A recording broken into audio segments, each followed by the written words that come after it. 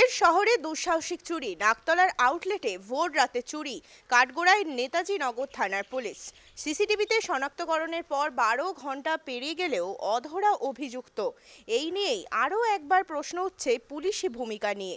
এহেন অবস্থায় কাঠগোড়ায় এখন নেতাজি নগর থানার পুলিশ।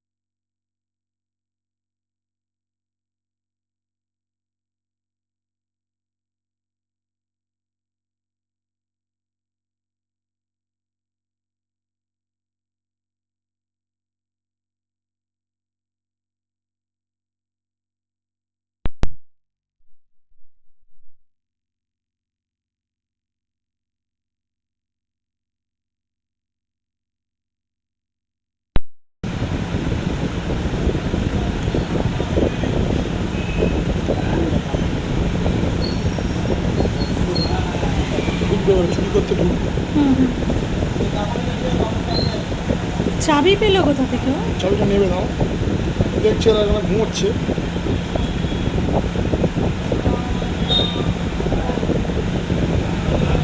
চাবিটা নেবে,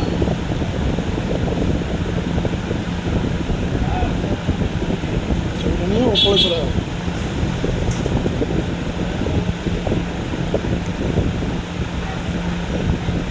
এর ওপর থেকে নিচে নামছে মালটা নিয়ে।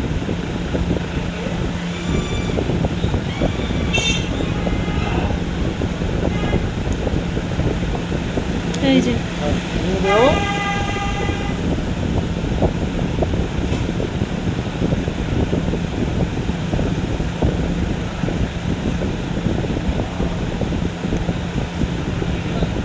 এমনি বেরিয়ে যাচ্ছে।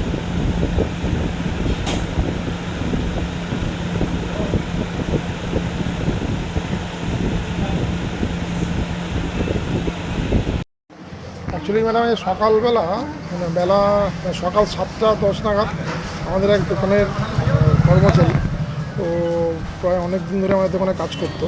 তো সে আমাদের দোকানে ঢোকে এবং আমাদের দোকানের উপরে যে গোডাউন আছে, গোডাউনের ওখান থেকে কিছু রান্নার সামগ্রী, কিছু ক্যাশ টাকা, কিছু আরও অন্যান্য ভেটকি মাছের যে সমস্ত ফিলের যে পটকা থাকে সেগুলো সমস্ত নিয়ে পালিয়ে গেছে। আনুমানিক যা মোটামুটি যা ক্ষতিগ্রস্ত যা টাকা পয়সা অ্যামাউন্ট যদি ধরা যায়, মিনিমাম 60 থেকে 70 হাজার টাকার জিনিসপত্র নিয়ে পলাতক। এবং তার যথাযথ আমরা পুলিশ নেতাজি নগর থানায় গিয়ে কমপ্লেন করেছি, জিডিও করে দেওয়া আছে। আমি জানি না এরপরে কী শুরু আছে। আস্থা আছে নিশ্চয়ই, কিছু আমাদের ওপরে পুলিশের ওপরে পুরো ভরসা আছে এবং সহযোগিতা নিশ্চয়ই করবে। দেখা যাক এরপরে কী হয়। কতটা আতঙ্কে রয়েছেন আপনি? মানে আতঙ্ক থেকে বড় কথা হলো যে এখানে এরকম জায়গায় একদম জনবহুল একটা এরকম রাস্তার ওপরে এরকম একটা দোকান, সেখানে এই দোকানের ভেতর থেকে গিয়ে এরকমভাবে যে নেওয়াটা, এটাও একটা মারাত্মক আতঙ্কের মধ্যে দিয়ে আমরা সবাই আছি। এবং আমি না, আমার দোকানে আরও কিছু কর্মচারী আছে, তারাও তো এখানে থাকে, তাদেরও নিয়ে আমি নিজে খুব আতঙ্কিত এরা কীভাবে থাকবে বা না থাকবে, আমাকে কোনো চিন্তিত আছে। পুলিশের উপর কতটা আস্থা রয়েছে আপনার? এখন পুলিশের ওপরে তো আস্থা রাখতেই হবে, কারণ পুলিশ ছাড়া তো আমরা কোনো উপায় পাবো না।